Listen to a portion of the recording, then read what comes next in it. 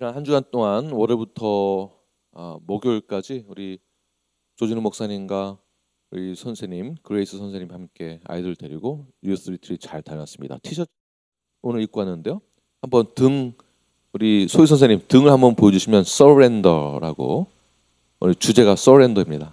네, 아이들이 저도 제가 가서 방문하고 왔는데 약 한 아이들만 200여 명 정도 참석해서 이제 텍사스 연합 우리 모임이거든요. 우리 텍사스 주에 우리 침례교 개혁교회들이 함께 연합하여서 집회를 이제 리트릿을 하는 것인데, 텍사스 이제 바로 옆에 오클라호마나 또는 미주리시리나 테네시, 네, 여기에서도 이 소식을 듣고 참여한 교회들이 있었습니다. 멀리서도 와서 아이들이 참여했고, 그리고 아주 저희 수아 말로는 영적인 친구들을 만날 수 있어서 너무 좋았다, 이렇게 네, 얘기를 하는 그런 귀한 시간들을 보내고 온 것을 저도 볼 수 있습니다. 내년에도 또 기대가 되는 그러한 시간이 오기를 기대하고요. 우리 아이들이 잘 자랄 수 있도록 그렇게 기도해 주시길 바랍니다. 오늘 본문 말씀 조금 어려운 본문 말씀이지만, 이 본문의 말씀은 저희들이 이미 종말론에 대해서 배울 때에 종말론을 자세히 저희들이 배웠었습니다. 기억나신지 모르겠지만 이것을 종말론이 꼭 계시록에 있는 것이 아니고요, 마태복음 오늘 본문에도 나오는 메시지입니다. 오늘 본 말씀을 신학적으로 다 깊이 풀어갈 수는 없지만 일반적인 그러한 내용을 가지고 함께 말씀을 나누어 보도록 하겠습니다. 오늘 본문은 성전에서 유대 종교 지도자들과의 논쟁을 마치고 난 다음에 예수님께서 화 있을진저 바리새인들에게 이렇게 말씀하셨죠. 화 있을진저라고 말씀하시고 곧 예루살렘이 멸망하게 될 것이다 라고 말씀하시고 난 다음에 장면입니다. 그러니까 이 연속성이 있는 것을 저도 이해를 하고 있어야 됩니다.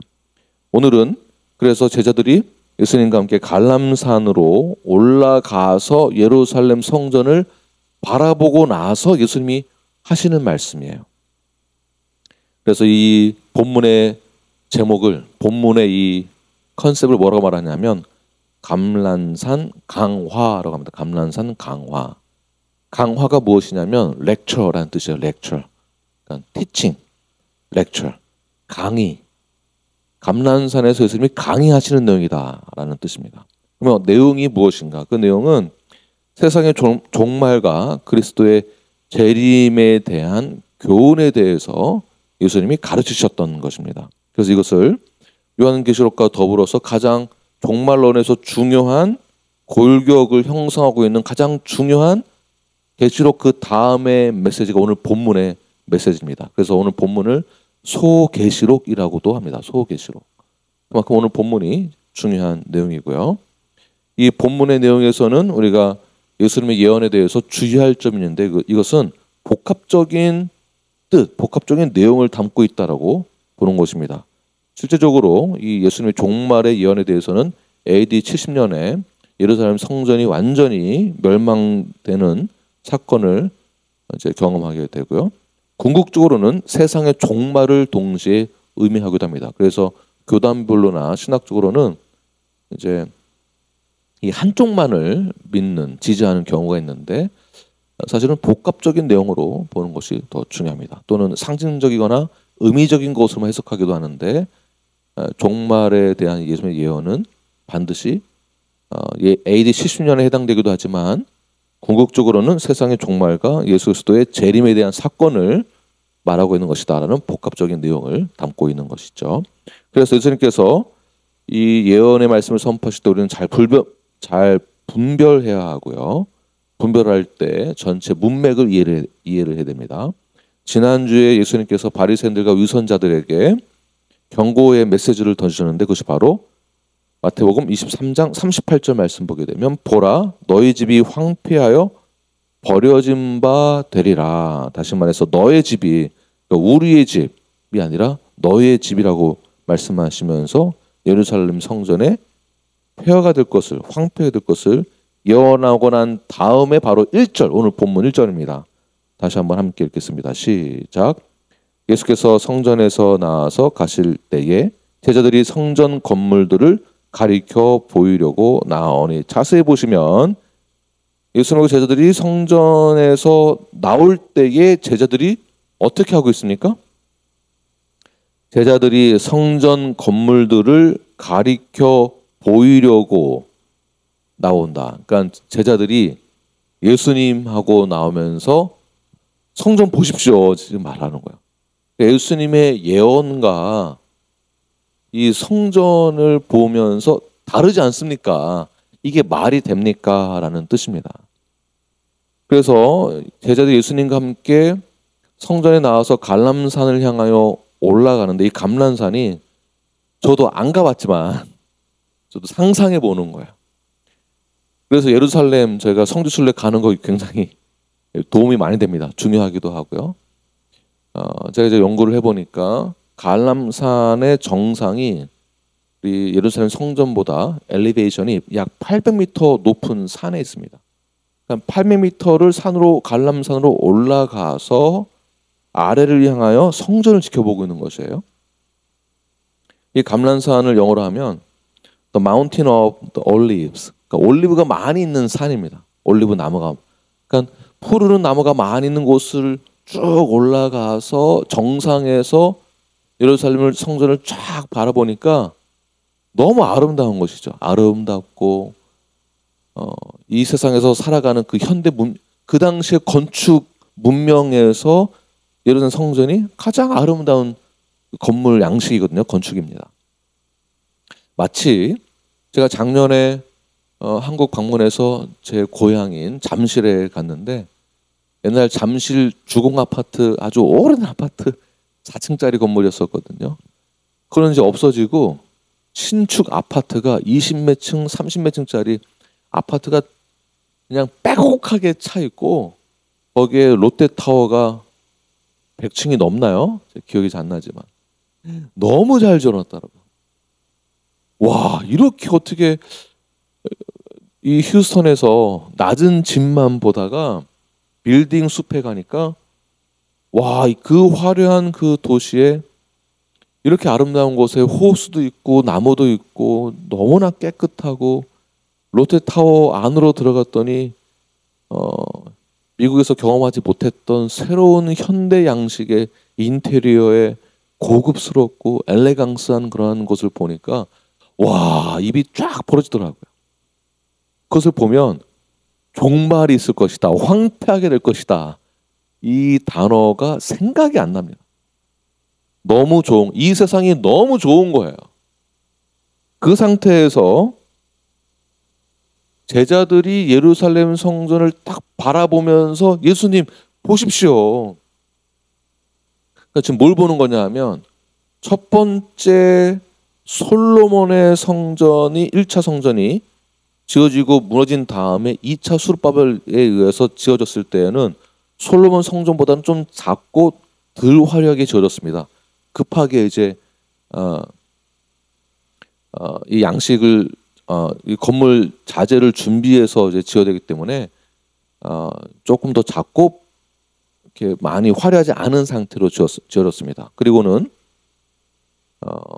BC 19년 또는 20년도서부터 헤롯에 의하여서 성전이 다시 재건되는데, 그 재건이 어떤 뜻이냐면 새로 지어진 것이 아니라 보수 및 확장되는 것입니다. 그래서 어떤 학자는 이것을 제3차 성전이라고 부르지만 3차 성전이 아닙니다.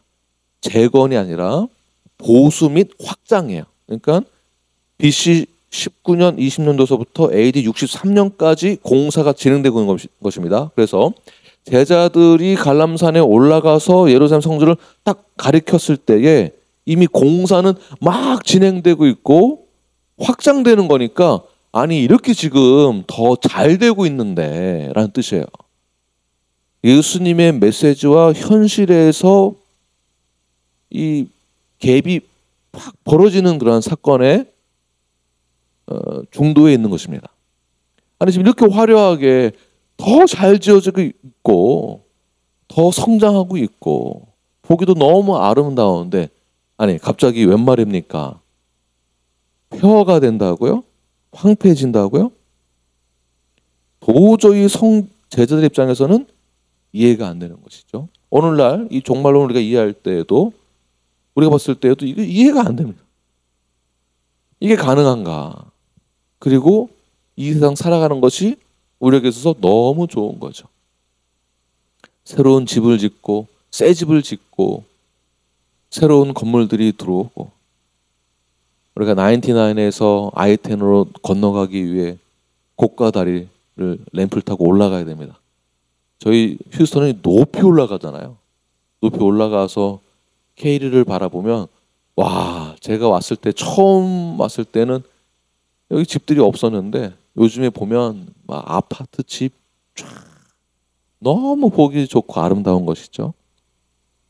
성전이 파괴된다. 그래서 제자들은 큰 충격을 받게 되었고, 그러고 나서 제자들이 질문하는 거예요. 말이 됩니까? 하면서. 그러면서 어떻게 되는 겁니까? 3절 말씀을 함께 읽겠습니다. 시작. 예수께서 가람산 위에 앉으셨을 때에 제자들이 조용히 나와서 이르되 우리에게 이르소서 어느 때에 이런 일이 있사오겠으며 또 주의 임하심과 세상 끝에는 무슨 징조가 있사오리까? 자, 성전의 멸망과 종말의 질문에 대해서 세 가지로 말을 하죠. 어느 때에 이런 일이 일어납니까? 주님의 임하심이 언제입니까? 이제 임재를 말하는 것이죠. 재림. 그리고 세상 끝에는 무슨 징조가 일어납니까? 그러니까 인간의 본능적인 그러한 궁금증이 있는 동시에 걱정과 두려움 때문에 묻는 것이죠. 걱정과 두려움 때문에. 그래서 언제입니까? 어느 때입니까? 어떻게 됩니까? 그래서 예수님은 그 다음 이제 답변이 이제 3절 이후부터가 이제 예수님의 답변이신데, 저도 이것을 해석할 때 이렇게 해석하면 좋겠습니다. 인간의 계산과 두려움에 의한 계산이죠. 징조가 무엇입니까? 언제입니까? 어떻게 일어납니까? 자, 이것보다 더 중요한 것은 이러한 종말이 우리에게 있다는 것이 말씀에서 우리가 읽었을 때, 우리가 이 종말을, 이 사건을 영적으로 우리가 어떻게 받아들여야 되는가, 이 부분이 더 중요한 것 같습니다. 그래서 여러분들도 오늘 말씀 받으실 때에 이 사건 속에서, 이 예언 속에서 영적인 우리의 태도는 어떠해야 하는가, 우리는 어떠한 준비를 하고 있어야 되는가, 이 부분을 좀 더 명확하게 결단을 내리시면 좋겠습니다. 첫 번째, 어떠한 징조가 일어나는가. 4절부터 5절까지 보게 되면 이제 미혹이 많이 일어나게 된다라고 말씀하고 있죠.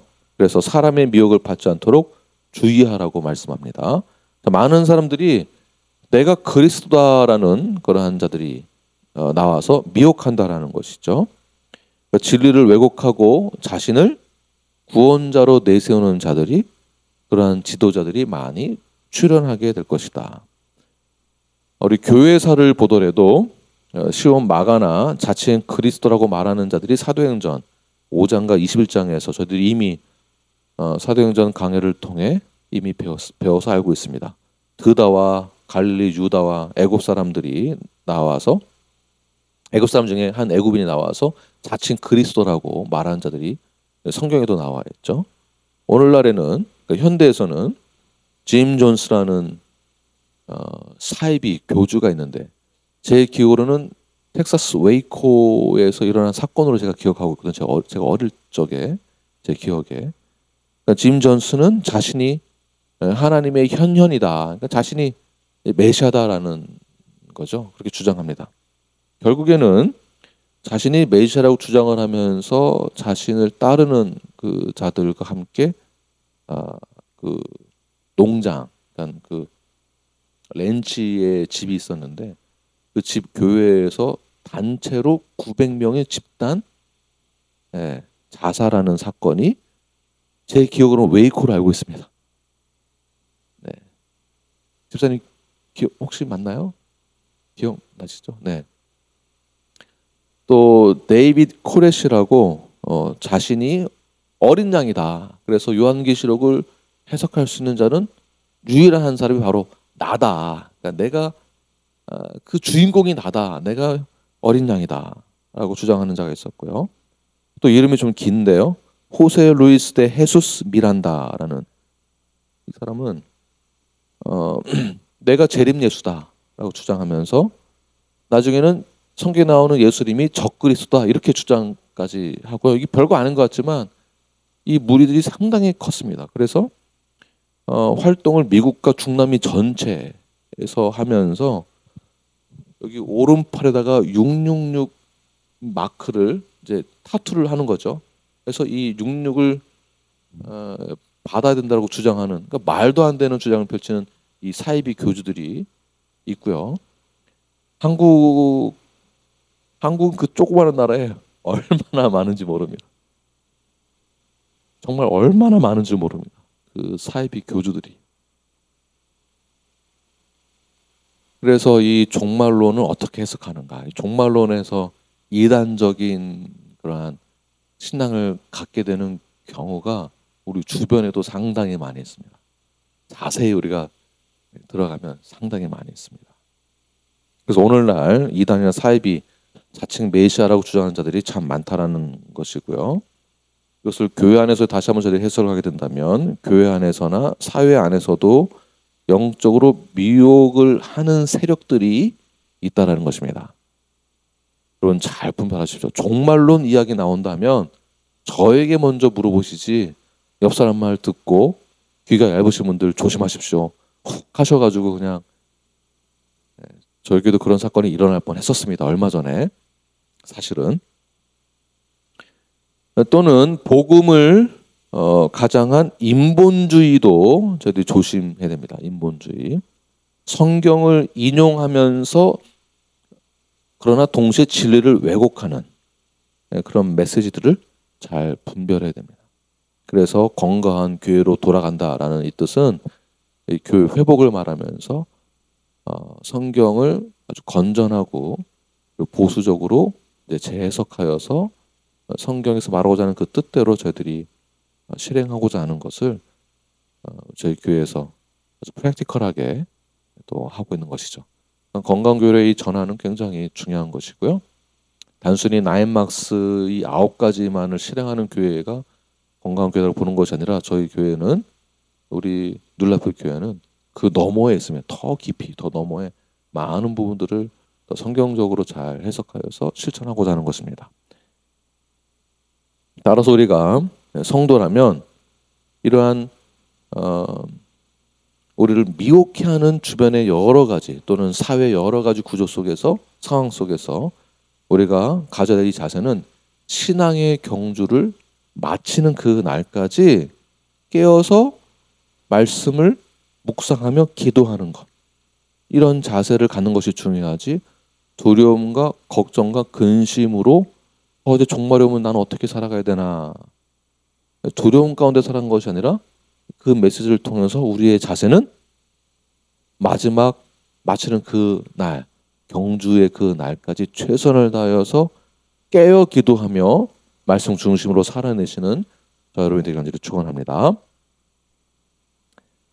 두 번째는 전쟁과 재난이 있을 것이다. 6절과 7절을 보게 되면 우리 함께 읽겠습니다. 시작. 난리와 난리 소문을 듣겠으나 너희는 삼가 두려워하지 말라. 이런 일이 있어야 하되 아직 끝은 아니니라.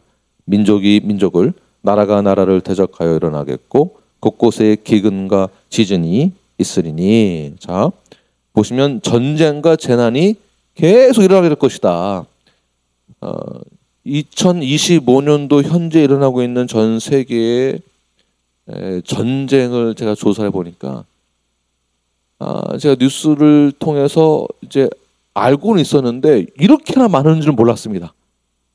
조사를 해보니까 전쟁과 분쟁 가운데 있는 나라만 하더라도요, 제가 적다가 말았는데 최근 거는 다 아시죠? 이스라엘과 이란 종전이 되긴 했지만 불과 며칠 전 얘기고요.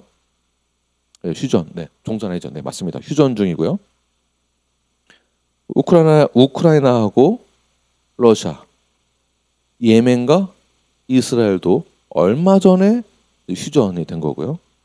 그 다음에 인도와 파키스탄, 미얀마 내전으로 해서 지금 미얀마는 상당히 심각합니다. 그래서 미얀마에서 이제 레퓨지들이 굉장히 많이 미국으로 넘어왔어요. 미얀마 내전을 제가 3년 전부터 주총회에서 이제 간증을 통해 접하고 직접 들었는데 미얀마 지금 상당히 심각합니다. 오히려 지금 우크라이나와 러시아의 전쟁 때문에 가려져서 지금 저희들이 잘 모르는 겁니다. 얼마나 많은 사람들이 그 내전을 인하여서 죽어가고 있는지 모릅니다. 소말리아와 에티오피아, 이 아프리카 쪽에서도 지금 제가 적다 말하는데 상당히 많은 국가들이 내전 속에서 어려움을 겪고 고통 가운데 처해 있는 것을 볼 수가 있습니다. 또한 자연재해는 요즘에 얼마나 많이 일어나고 있습니까? 자, 이런 모든 전쟁과 이런 자연재해들은 성경에서는 하나님의 진노로 묘사가 되는데요. 이때 성도들은 이 상황들을 보면 종말의 때가 다가왔구나라고 생각하게 되겠죠. 그렇게 되면 두려움과 걱정이 또한 쌓이게 됩니다. 이때 우리는 어떻게 해야 될까요? 6절 말씀 보게 되면 너희는 삼가 두려워하지 말아라. 두려워하지 말아라. 다시 말해서 이 말씀 무엇이냐면 결국에는 하나님의 주권과 섭리가 다 있는 것이다. 그러므로 하나님을 신뢰하라. 라는 차원에서 하나님이 예수님 말씀을 통해 우리를 신뢰의 자리로 초대하고 있는 것입니다. 두려워하지 말아라. 단순히 걱정 마가 아니라 하나님을 신뢰하는 그 자리로 하나님의 주권과 하나님의 섭리 안으로 우리를 초대하고 있는 그 초대에 저희들은 응해야 하는 것이죠. 자, 우리가 보는 세상은 굉장히 혼란스러운 상황 가운데 있지만 이 모든 것은 하나님의 우리가 이해할 수 없는 하나님의 주권과 계획 가운데 속해 있는 것이다. 하나님이 다 다스리시고 하나님이 통치하고 계신 것이다. 그런 뜻에서 이런 일이 있어야 하되 아직 끝은 아니다. 이런 일은 반드시 일어난다. 하나님의 계획과 섭리와 주권 안에 있다라는 것을 말하고 있는 것이죠. 그리고 끝이 난 것이 아니다. 세상에서 벌어지고 있는 이 사건들을 보게 되면 저는 어릴 때 종말론이 저 어릴 때도 굉장히 많이 휴거 저 어릴 때 굉장히 많았거든요. 그때 그 어린 나이에 너무 무서웠어요. 혹시 나만 빼고 다 휴거되면 어떻게 되나. 정말 우리가 이 땅에서 마지막 때에 다 휴거되고 남아있는 자들도 또 그 환란 다 겪어야 되고 666을 어떻게 하면 안 받을 수 있을까? 그 666이 도대체 뭔가? 크레딧 카드인가? 아니면은 바코드인가? 그 당시에 바코드 아직 안 나왔을 텐데 바코드 받으면 큰일 난다 해가지고 어느 기업에서 바코드 찍어가지고 제품 나온 거 가지고 이 교계가 난리가 났었습니다. 오늘날 바코드 없으면 안 되죠. 저희 QR코드도 사용하는데 666이 도대체 뭔가 그 두려움 때문에 그 어린 나이에 너무 무서웠어요. 잠도 못 자고 벌벌 떨면서. 그래서 이러한 일들이 일어났을 때 우리는 영적인 징조를 라고 인식을 하면서 잘 분별해야 한다는 것이죠. 어떻게 분별해야 되겠습니까? 하나님의 뜻과 역사 속에 지금 나의 위치는 어디에 있는가라고 생각하면서 오히려 두려움과 걱정이 아니라 복음 중심의 생각을 더 가져야 한다는 것입니다. 그러니까 우리를 두렵게 만들어서 너 믿을래 안 믿을래가 아니라 이런 종말이 일어나야 될 이유는 우리가 영적으로 잘 분별하여서 어디로 돌아가야 되겠습니까? 복음으로 돌아가는 것이에요. 복음으로 돌아가면 무엇입니까? 회개하고 돌아와라. 돌아와라. 복음에 집중하고 두 번째 사명에 집중하는 것입니다. 마태복음 24장의 전체 맥락을 보게 되면 중요한 핵심은 14절 말씀 보게 되면 복음이 이 모든 민족에게 전파된 후에 그때가 끝이 오는 거다. 그때가 끝이 오는 거다. 재난과 전쟁은 이제 내 사명은 끝이 났다. 여기서 끝이다가 아니라 재난과 전쟁이 계속 일어난다는 뜻은 무엇이냐면 우리가 사명을 더 붙잡고 복음을 더 증거해야 된다. 이 세상의 환난 가운데 우리들이 흔들려서는 안 된다. 오히려 영혼 구원 사명에 더 집중해야 된다라고 결정을 내는 것이 중요한 것입니다. 이런 환난과 재난과 전쟁이 일어나서 종말의 때가 다가왔구나라고 해서 모든 사역을 다 중단하고 우리끼리 모여가지고 기도만 하고 있으면 이것 또한 안 되는 것이죠. 이럴 때 어떻게 됐습니까? 더욱 더 복음 전파에 매진하는 것입니다. 영혼 구원 이 사역에 매진하는 것입니다. 사명을 더 붙드는 거예요. 그러니까 이럴 때일수록 우리 교회 안에서의 이 사역이 더 활발하게 일어나야 하는 것입니다. 많이 길어졌기 때문에 제가 여기까지 하고 마치겠습니다. 여기까지 하고 다음 주에 더 이어서 하겠고요. 저희들이 결론을 보게 되면 결과적으로는 눈에 보이는 것, 이 현상에만 집중하지 마시고요. 무너지지 아니할 영원한 왕국, 하나님의 나라에 대한 소망을 가져야 하는 것입니다. 고난 속에 있을 때라도 그때에도 우리가 소망을 잃지 말고 우리가 끝까지 확실한 그 믿음을 가지고 하나님을 더욱더 신뢰하는 그 마음을 가지십시오. 종말의 때가 온다고 해서 두려워하지 마십시오. 오히려 복음 전하는 일에 적극적으로 동참하시고 그 사명을 놓치지 아니하시는 건강한 눈 앞의 성도가 되길 간절히 축원합니다. 기도하겠습니다.